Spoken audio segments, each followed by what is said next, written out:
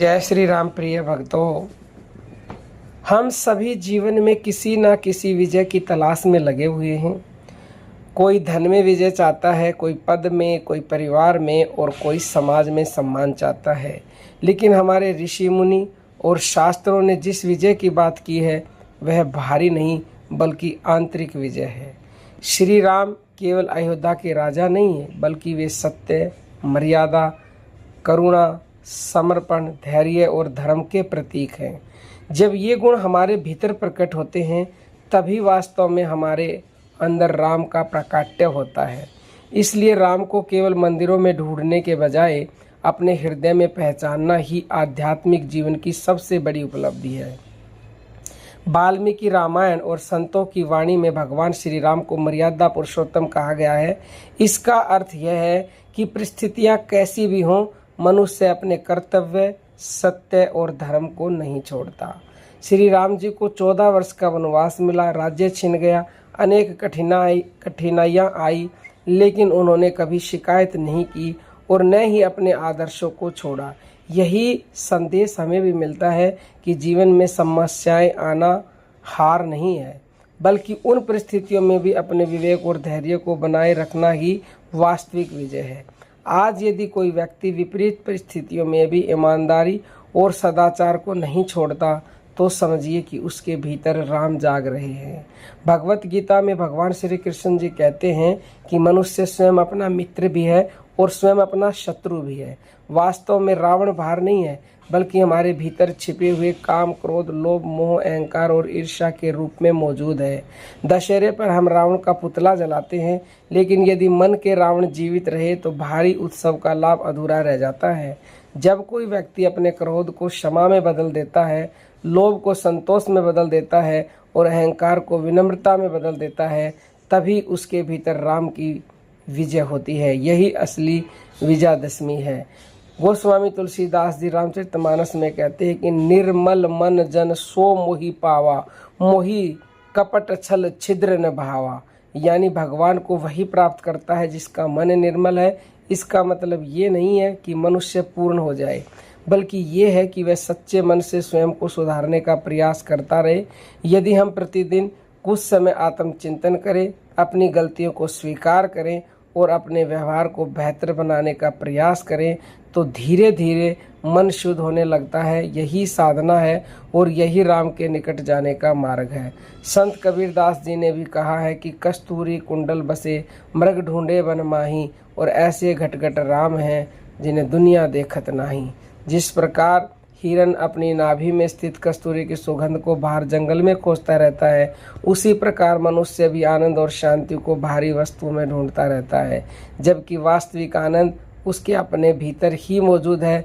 जब मन शांत होता है तब मनुष्य अनुभव करता है कि परमात्मा कहीं दूर नहीं बल्कि उसके अपने अस्तित्व के बहुत निकट है।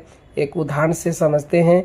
यदि कोई व्यक्ति आपको अपमानित कर दे और आप तुरंत क्रोध में प्रतिक्रिया देने की बजाय धैर्य और विवेक से उत्तर दें तो उस क्षण आपके भीतर राम प्रकट हुए।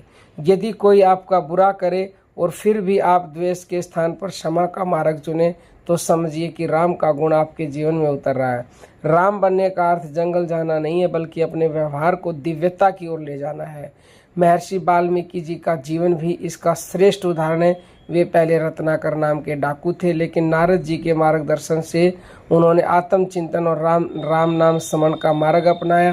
धीरे धीरे उनके भीतर ऐसा परिवर्तन आया कि वही व्यक्ति ब्रह्म समाम महर्षि वाल्मीकि बन गए और रामायण जैसे महान ग्रंथ की रचना की। ये घटना हमें बताती है कि कोई भी व्यक्ति कितना भी साधारण या गलतियों से भरा क्यों ना हो, यदि वह अपने भीतर छिपी दिव्यता को पहचान लेता है तो उसका जीवन बदल सकता है। यही राम की कृपा और आत्म जागरण का रहस्य है।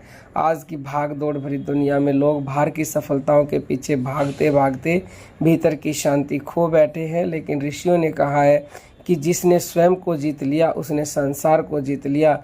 यदि प्रतिदिन कुछ समय नाम जप, ध्यान, सत्संग और आत्मनिरीक्षण के लिए निकालें तो धीरे धीरे मन की अशांति कम होने लगती है और भीतर प्रेम, करुणा तथा संतोष का प्रकाश फैलने लगता है।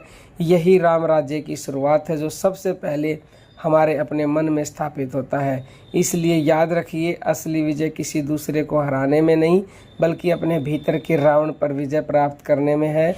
जब मन में सत्य, प्रेम, दया, विनम्रता और धर्म का प्रकाश जागता है, तब हमारे भीतर राम प्रकट होते हैं। और जिस दिन मनुष्य अपने भीतर के राम को पहचान लेता है, उसी दिन उसका जीवन सार्थक हो जाता है। यही वास्तविक विजय है, यही आध्यात्मिक सफलता है और यही मानव जीवन का सबसे बड़ा उत्सव है। क्या आप इस बात से सहमत हैं? तो कमेंट अभी कीजिए। तो अंत में हम यही कहना चाहेंगे कि राम को केवल मंदिरों में मत खोजिए, अपने विचारों, अपने व्यवहार और अपने हृदय की पवित्रता में खोजिए, क्योंकि जिस दिन आपके भीतर का राम जाग जाएगा, उसी दिन जीवन की सबसे बड़ी विजय आपके हाथ में होगी और पूरी दुनिया में ना चाहते हुए भी आपका नाम होगा, मान सम्मान अपने आप मिलेगा। क्योंकि जहाँ गुड़ होता है वहाँ तो मक्खियाँ अपने आप ही आती हैं। तो राम नाम जप कीजिए और अपने भीतर के राम को जान लीजिए, क्योंकि ये भीतर का जो राम है उसको तभी जाना जाएगा जब आप राम नाम जप करोगे निरंतरता से, निष्ठापूर्वक और पूर्ण समर्पण के साथ करोगे तब। यदि आपका कोई क्वेश्चन हो तो आप YouTube पर कमेंट करके पूछ सकते हैं, अन्यथा 9958515054 पर व्हाट्सएप मैसेज करके भी पूछ सकते हैं। अब हम अपनी वाणी को विराम देते हैं। जय जय श्री